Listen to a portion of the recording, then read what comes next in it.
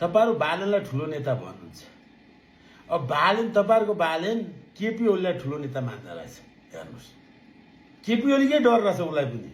अब प्रचण्डलाई पनि केपी ओलीकै डर, विद्या भण्डारीलाई पनि केपी ओलीकै डर, गगन थापालाई पनि केपी ओलीकै डर, माधव नेपाललाई पनि केपी ओलीकै डर, भारतलाई पनि केपी ओलीकै डर, अमेरिकालाई पनि केपी ओलीकै डर।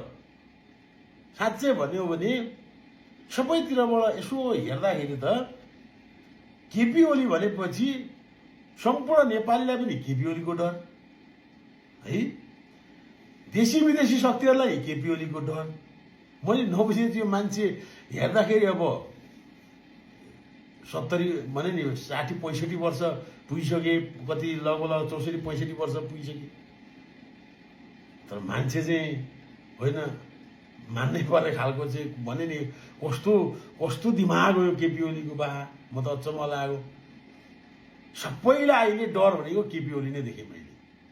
केपी ओलीलाई हराउन पाए, केपी ओलीलाई राजनीतिबाट विदा गर्न पाए सबैलाई आइसन्चो देखेँ मैले, सबैलाई आइसन्चो।